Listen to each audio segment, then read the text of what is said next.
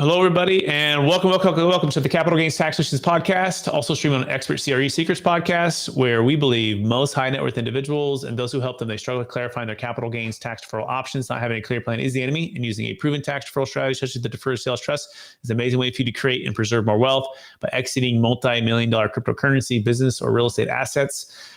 Tax deferred and be able to invest at your own time. My name is Brett Swartz, and each and every episode, I'm joined by some of the best real estate, financial wealth, and business minds in the world, where they share their ideas, deal stories, and inspiration. So together we can make complex tax deferral strategies simple and passive income plans achievable. I'm excited about our next guest.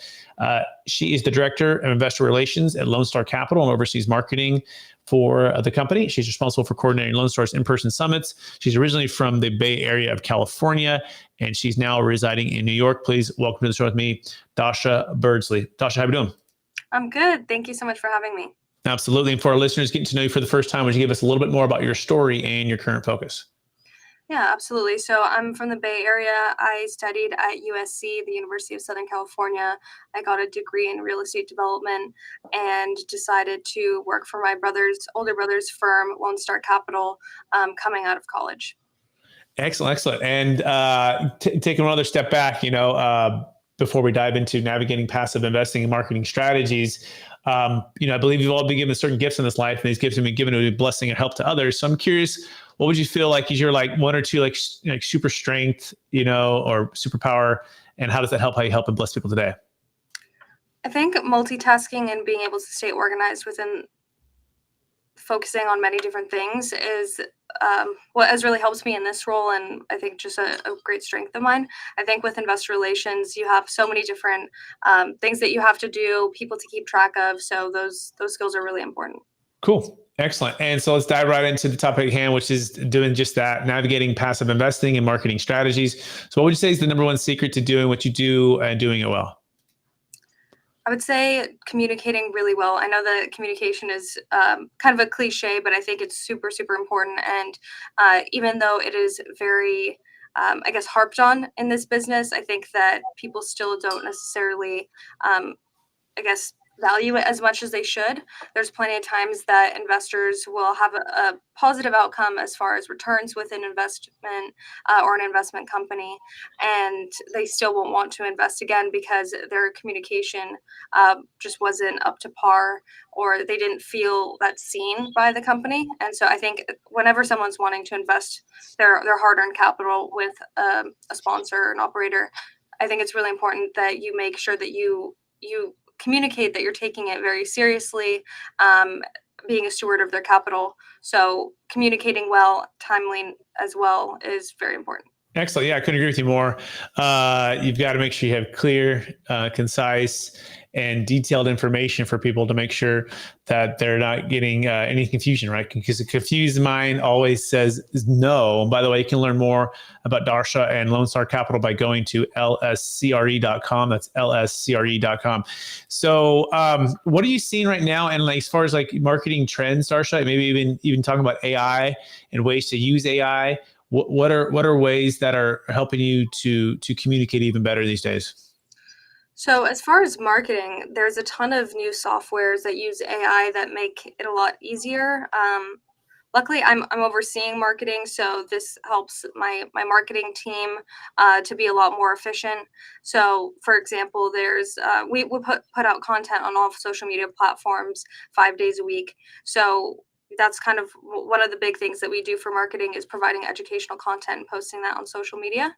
And so there's, for example, a new software that we're using, an AI software that automatically clips the longer podcasts or the longer videos into clips that make sense, that are kind of the most important highlights of each video.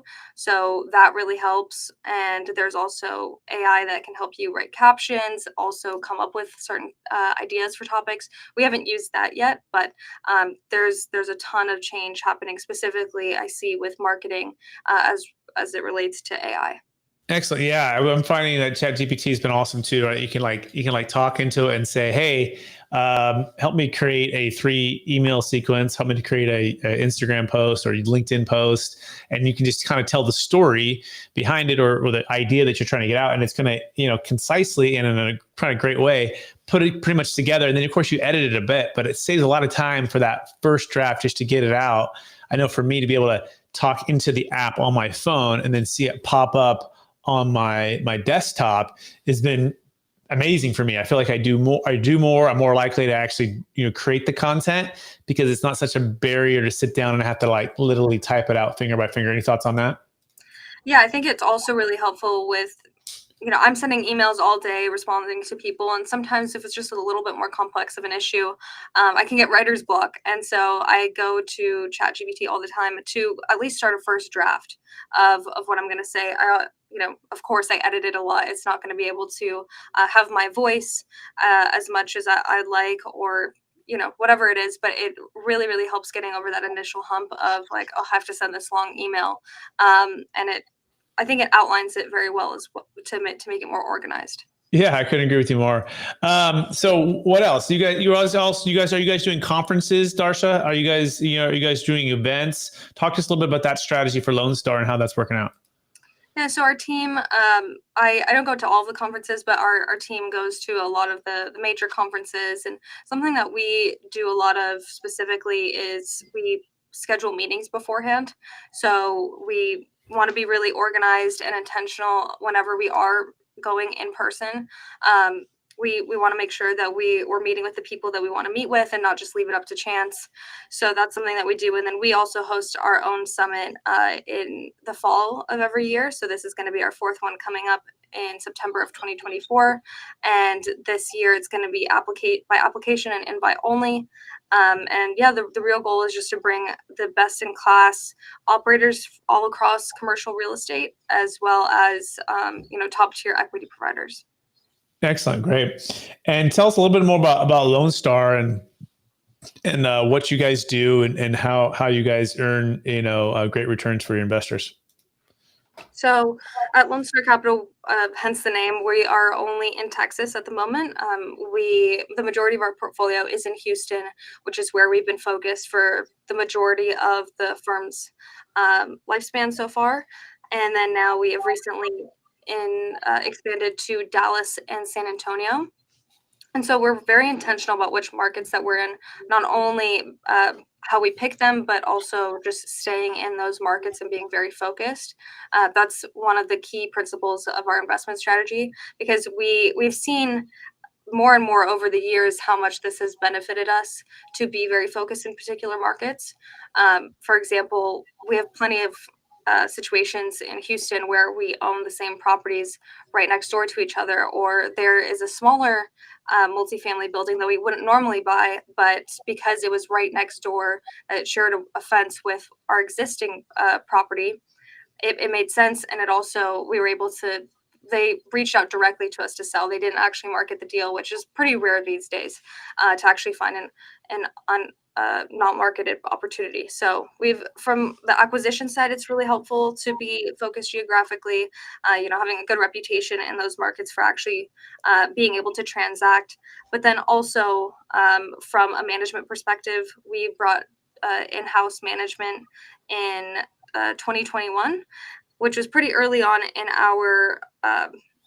our growth, but I would say it was just really important for us to be able to provide more transparency and have greater control of our assets. So we brought management in-house in 2021, and that would have been nearly impossible to do at our size if we were scattered across the country. So that's another thing that we do. And then aside from that, we are just constantly looking how to improve the situation with our properties. So whether that be, we've been implementing some tax exemption strategies and partnering with the local housing authorities. We've also done, this is a recent fun thing that we're doing, is bulk Wi-Fi. So we're actually able to provide Wi-Fi for a similar or cheaper price to our residents and make a decent profit on it at the same time. So we're just always looking to implement little things like that increase the bottom line. Awesome. Yeah, you can learn more about Dasha Beardsley by going to lscre.com. It's lscre.com, and more about Lone Star Capital and their strategy for investing into Texas at this point, multifamily, and their returns and different things that they're doing. Cool. Dasha, what haven't I asked you so far that I should have asked you? I guess what is the I don't know, maybe what's the best principle, I guess, of investor relations that Yeah, I would that sounds good. What is that? Yeah, that sounds great. Well, it was basically what I was talking about earlier with communication, but I think specifically the timeliness of it. I think this. Even though I service a bunch of investors, each investor, their money is so important to them, and it's very important to us too. So the timeliness of that is very important. So at Lone Star, we kind of have an unwritten rule that we have to get back to investors within 24 hours. Got it. How about the rhythm as far as the quarterly updates or the monthly updates or the the webinars that you might be doing, or like kind of walk us through like the rhythm of your overall communications in general? So we do monthly updates and monthly distributions. Those are just our direct communications to our investors. We, of course, are very active on social media as well. But as far as communications go, we do monthly updates. And then, of course, we are talking with our investors frequently in between. Okay, that makes sense. Yeah. Neat. Are you ready for the lightning round? Sure. All right. Knowing what you know now, if you could go back to your let's call it your 20-year-old self, what's the one golden nugget to make sure you tell yourself to do? I would say learn about something really specific within the industry. I know that I have a lot of general knowledge, but for example, I'm diving a lot more into 1031 exchanges right now. So I would say it would be helpful for me back then to specifically hone in on something or a specific strategy. Cool. Okay, get a little more niche down. Second question: what's your number one book you've recommended or gifted the most in the past year? I'm a little bit biased. My brother, the principal of Lone Star Capital, has published 2 books, but I really enjoyed the second one. It's called Structuring and Raising Debt and Equity for Real Estate, and I think it really succinctly covers a lot of topics, but is very dense at the same time. Okay, cool, excellent. Question number 3: what are you most curious about right now? I would say 1031 exchanges and kind of the differences between the different ways to structure them. At Lone Star Capital, we only do TIC 1030 tenancy in common 1031 exchanges, and so I've just been really diving in, trying to read up on some books and things like that. Cool. Next question: favorite leadership quote or theme that you strive to live by? I would say, like, treat others the way that you want to be treated, that which is, definitely relates to investor relations as well. You have to think about, like, empathize with your investors and understand if they're frustrated with something, like how you would feel in that situation. So I think that that's good in a career sense as well. Always trying to do the right thing. Awesome. Let's see here. Last question. After all your success, helping all the people you've helped, doing all the things you guys do at Lone Star, what would you say is your best way to make sure you stay centered in your values and stay encouraged to charge forward to reach even higher heights? I think having a really long-term outlook. I think a lot of the times when people see short-term gains or profits, that's when you can compromise your values. But everything long-term, having a long-term outlook really makes you focus in on your values more, because if you're out of your values long-term, it's never going to work out. So I think we as a firm, and myself specifically, are really we're really into delayed gratification and the long-term growth of the firm, rather than trying to make, some short-term benefits for us. Hey, I think that's great wisdom. Dasha, I want to thank you for being on the show. Thank you for sharing your wisdom, your thoughts on marketing, on strategies, and everything else. I want to encourage you to keep using your gifts to bless people with communication, multitasking, and get things done. I can tell that you do that well. For our listeners who want to get in touch with you, remind one last time, what's the best place for them to find you? Our website at www.lscre.com. Awesome. Dasha, thank you for being on the show. And that's lscre.com, everybody. And I want to thank everyone else for listening to the episode of the Capital Gains Tax Podcast. We're also streaming Expert CRE Secrets Podcast, where we believe most high net worth individuals and those who help them, they struggle with clarifying their capital gains tax deferral options Not having a clear plan is the enemy, and using a proven tax deferral strategy such as the deferred sales trust is an amazing way for you to create and preserve more wealth. Deferred capital gains taxes have an alternative to a 1031 exchange, so you're never caught, paying for something you don't want to overpay for. You can go to capitalgainstaxsolutions.com to learn more about that. We also just released the best 1031 exit plan at expertsecrets.com, experttaxsecrets.com, I'm sorry, where you can now have a regular 1031 and then have a backup plan using the deferred sales trust. And lastly, we have the book, Building a Capital Gains Tax Exit Plan. You can find that on Amazon. Appreciate everyone listening and watching out there, and we will talk